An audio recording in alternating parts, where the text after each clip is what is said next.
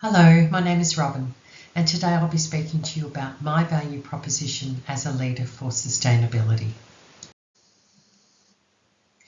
Before I move into the presentation,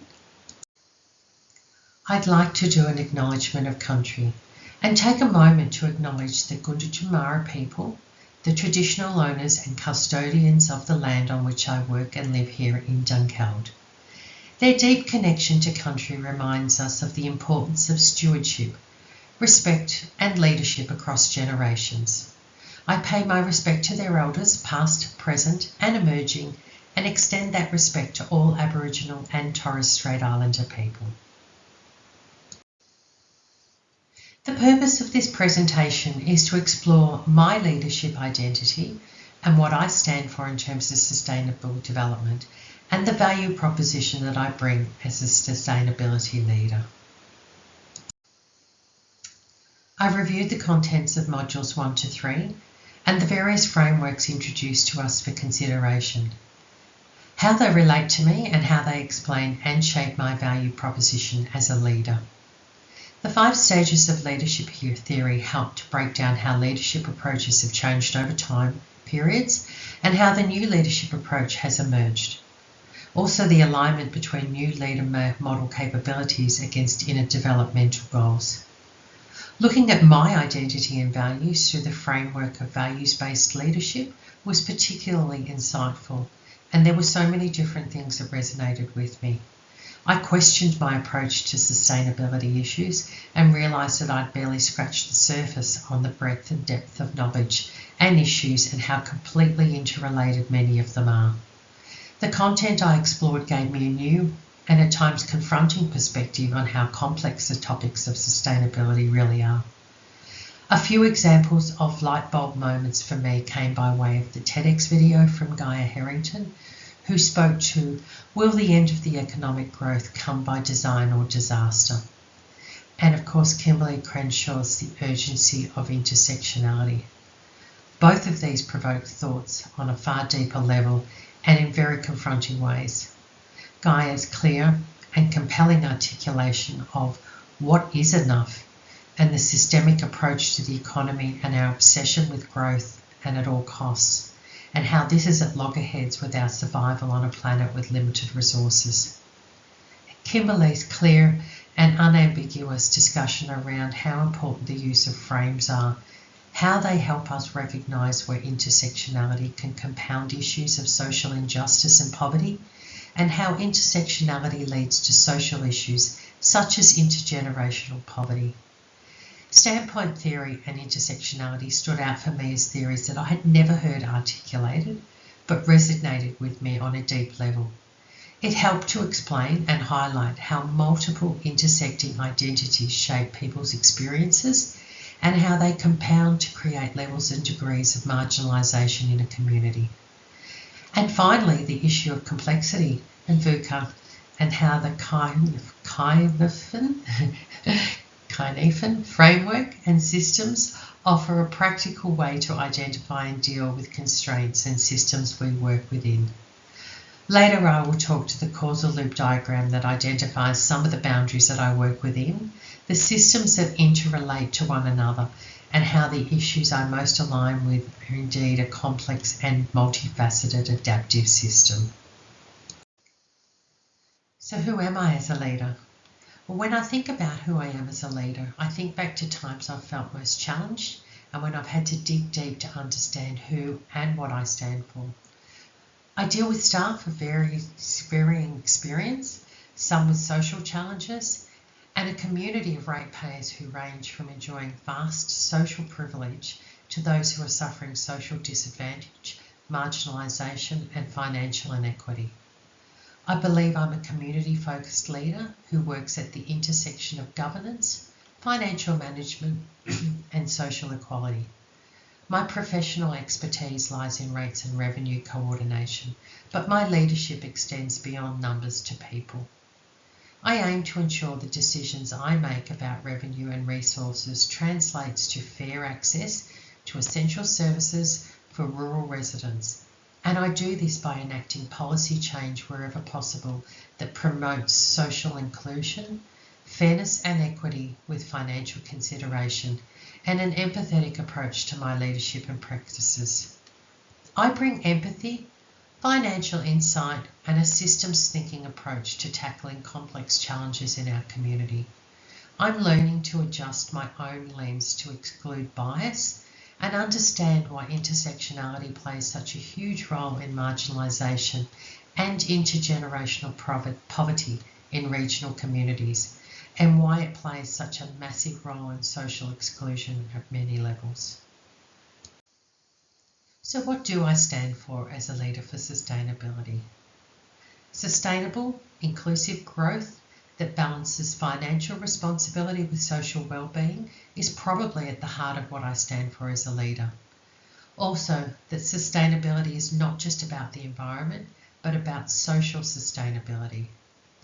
I want to see a reduction to poverty, and I want to support marginalised groups, and I see the importance of ensuring every resident, regardless of background or circumstances, has equitable access to services and opportunities.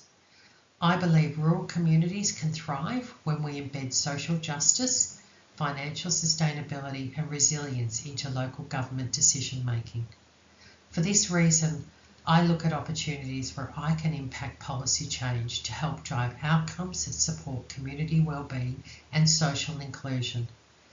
These issues align with my values and principles. I value trust and deep personal connection with people. I try to leave judgment at the door, and I believe the true measure of our integrity is how we treat one another when no one is watching, and when there's nothing to be gained from our behaviour other than a feeling of deep self-worth and peace. I value loyalty as an extension to trust, and I appreciate honesty and candour, especially in a work environment. I need to feel a connection to the people I live and work with, as this helps keep me grounded and engaged and speaks to my purpose. Who I stand for as a leader for sustainability also extends to my values of honesty and loyalty, generosity and teamwork. As a leader in our community, I'm keenly aware of the need to be frugal and economical. These principles are at the forefront of my value proposition and guide me to be fair and accountable in my role as a sustainable leader. What change would I like to see in the world? From a personal perspective, I'd like to see a shift towards conscious consumption and climate responsibility. I believe these are simple changes we can effect immediately that can have a huge impact on the direction of sustainability on a global scale. But from a more local perspective, however, I'd like to see a shift towards empowering rural communities to be more resilient and supported from a governance perspective. I would like to see access to goods and services not limited by financial constraints and geographic location, but by community needs. And I want to be involved in helping to build resilient and connected rural communities that identify the pressing social and economic needs of our population, and to help build financial systems that are used as tools for fairness and inclusion rather than marginalisation and exclusion. And finally, I want to be part of a community that works together to reduce social poverty and marginalisation.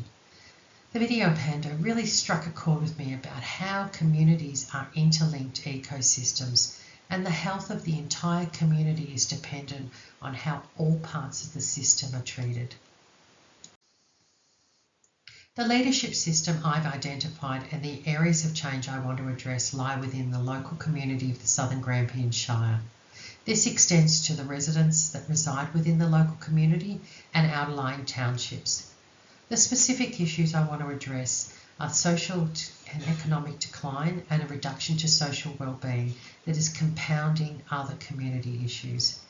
Business closures, reduced employment opportunities, limited advanced education, widespread intergenerational poverty, and social exclusion are impacting the social well-being of our residents and driving youth migration out of our municipality. This is leading to a population decline of young people who primarily occupy the workforce, and we're seeing older residents disproportionately represented as a result. Service access is therefore being reduced as services close, which leads to reduced livability and a reduced demand for services.